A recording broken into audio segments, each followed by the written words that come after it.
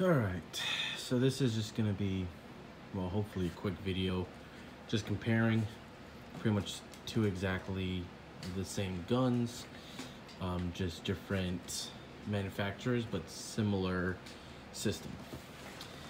So here, what I just got today is a Colt GMP walk gas blowback.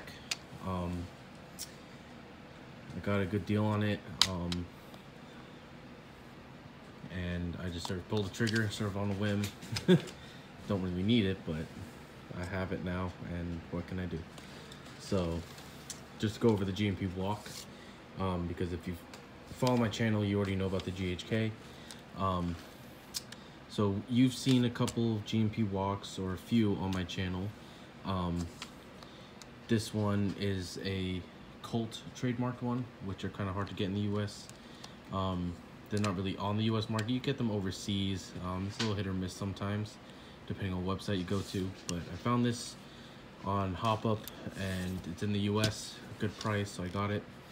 Actually came with a bunch of parts from my old walks that I sold off. So I have my 3-round burst trigger group back. I have my old GMP gas mags back, or one of them at least. But yeah, so let's just get to this one. Most GMP walks that you get in the US, like the kits on e-bike, come with aluminum outer barrel. Most of the ones you see anyway are aluminum outer barrel. Since this one's an overseas ones that had the trademark body, is one of, like, I guess you call it the deluxe packages, I guess. And this came with a steel outer barrel, which is really nice. So it's like the GHK over there. You have steel outer barrel, WA gas system. You got the 7-inch KAC style rails. The only thing different from this gun to the GHK, besides being different manufacturer, GHK is slightly little different, which we'll get to in a second. But the Trig Group in here is aluminum, which sounds like a bad thing, but to be honest, I've ran GMP walks, complete stock internals before, for months. Even I have ones that I've known or given to friends or sold them to people, and they've had them for at least a year now, or over a year. Stock internals are fine. Just like with any gas blowback, if you change one thing to steel, whatever it touches, you're gonna also have to change to steel, just because steel chews up aluminum. When I had the RA-Tech 3-round burst trigger group, it's a steel trigger group. The hammer on the bolt would just chew it up. The bolt would always get chewed up at the bottom where the hammer is. So you just gotta be mindful of that. I do plan on putting the 3-round burst trigger group back in here. Just means I have to get a steel bolt. But yeah, that's one of the differences. Of course, the other differences are in the, let's see if I can punch this open real quick. Are the how the trig groups are. I've shown a little bit comparing the stock trig group with, or a GMP trig group to a what's it called, a GHK trig group. I didn't show too much of it. That's really in there. Yeah, I'm gonna try to pop this open. Pin's really stiff in here. The front pin, which is kind of annoying because I need to separate the halves completely. There we go. Come out. There we go. And while you are looking at a black screen, I'm also going to do my friend's GHK, which used to be mine, just so we can get a really good idea of how the lowers are. Because that's one of the big differences, is the lowers. There is some slight different specs between the uppers and lowers.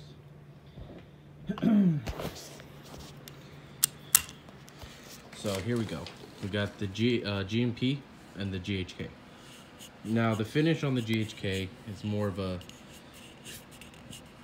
actual sort of hardened anodized finish. This one is sort of like that cheaper anodization. It's not really hardened.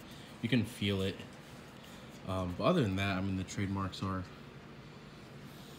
pretty spot on. GHK is a little bit lighter, which I think I talked about in my other video. Was like these were very light roll marks. These ones are very deep, so they're a little easier to see. But let's get on to get these side by side. The actual Trig Groups. So the GMP, which is right here, you see the bolt catch / firing pin assembly is its own separate assembly, if you can tell. You have sort of that grayish aluminum. Yeah, focus, there we go. That grayish aluminum, as you can see, it's kind of cracked right there. That grayish aluminum block, that actually comes out when you remove the mag release. This one, like a real AR, it's milled into the receiver. So the bolt catch is actually pinned to the receiver.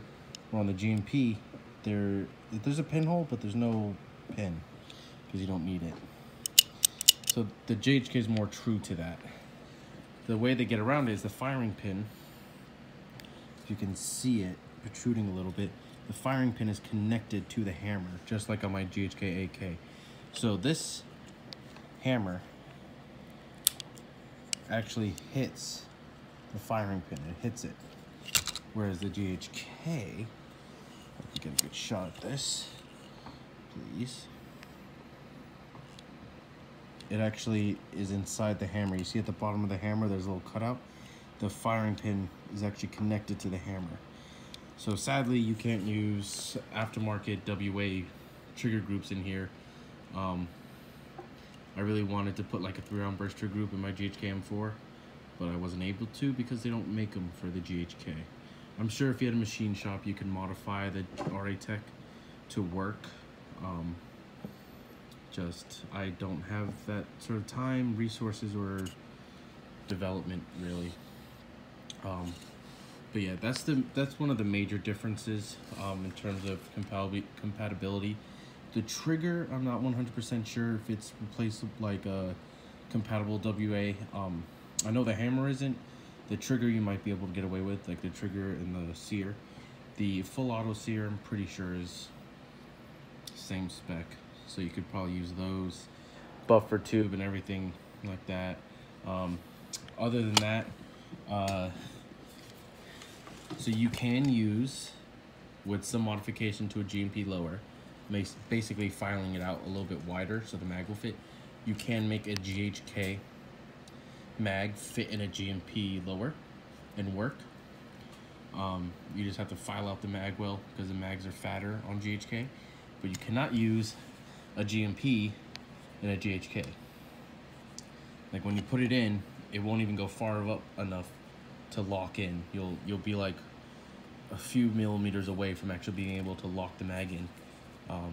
So that's a little bit weird. You would think they wouldn't, but it's just the height for the locking mechanism. It's just off by just like a couple millimeters. I'm sure you could modify that too if you really wanted to, but GHK has great mags. I'm actually thinking about modifying my GMP to take GHK mags because I just like GHK mags more. So, that was a lot. Now, pretty sure I can't use a GHK upper and bolt and a GMP. So we're gonna test this out real quick. I wish I had a stand, but I don't. Yeah, so the rear boss on a GHK upper is too wide to fit in the slot in the lower for the rear pin. The front one is fine, the rear one isn't. So that doesn't fit. I also think if I can line these up, I feel like the holes might be off by like a couple millimeters. Let me test with my GMP upper on GHK lower. So, see if I can get this. I can lock one of the pins in. So yeah, I got the front pin in, and if you look, so I can get a good angle, you see that the holes don't line up. It's off by, well, one, GMP upper is shorter than a GHK upper by a good 1/4 of an inch. And then the holes are off. I have to say that's probably off by 3-4 millimeters. So that's not gonna work. So sadly you can't. There's probably very few parts, maybe the selector, the triggers compatible. I'm sure you could swap the bolt catch, or not the bolt, the magazine catch around. I think with the maglock issue with a GMP and a GHK is just the fact that the placement vertically of the mag catch itself is different. So yeah, not much. The bolts I know aren't compatible with each other. The nozzles, very well doubt. So, boo-hoo. I'm sure other outer parts, I know the outer barrels obviously are compatible with each other. I've swapped those around in the past. Rails, obviously it all depends on what type of barrel nut system it uses and how it attaches to the rifle, but I know the GHK threads are a little bit thicker, either because they have a thicker coating of anodization on them or something. I have a Mad Bull barrel nut thread cutter that I use on my GHK just to clean up the threads to put on a Daniel Defense barrel nut, or the Mad Bull Daniel Defense, which I know the Mad Bull Daniel Defense barrel nut had no issue on the GMP. It only had an issue on the GHK just because the threads were just a little bit too big. So I just cleaned up the threads with the thread cutter, and it worked. But yeah, I'm pretty sure buffer tubes, yeah, buffer tubes you can swap. I've definitely tried that. Buffers and buffer tube, buffer spring, those are interchangeable, of course. Inner barrels, it really depends on what hop up you have in your GHK or in your GMP. Pretty sure, I know for the AK series for GHK, it uses an AG type inner. For the GHK M4s, I don't know what type of inner. I'm pretty sure it still uses the same AG spec barrels as an AK. Don't quote me on that. I never really tore into the GHK hop-up unit because I never really had to. But I think the GHK uses the same. Well, this is just sort of a comparison on the two, mostly on just what the differences are. If I find out more along the road, I'll probably make a new video with an update, or try to edit this video with an update. Also, don't mind that scope on his upper. Building him MK12 upper, or actually a separate upper that will be an MK12 upper, so you can have both an M4 and an MK12. I'm pretty much doing the same exact thing to mine. I have an M4 upper. I have a spare upper receiver right now. I just need outer barrel, rails, and bolt assembly, and a dust cover. But yeah, those builds I'll probably post in the future once I get all the parts in. I'll do a build video on that, just to show you how it goes. These are ARs, they're pretty easy to fucking work on, swapping barrels and all that.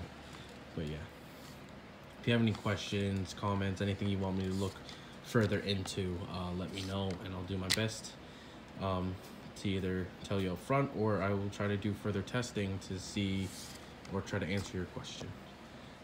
So that has been my comparison so far of the GMP versus GHK gas blowback M4s.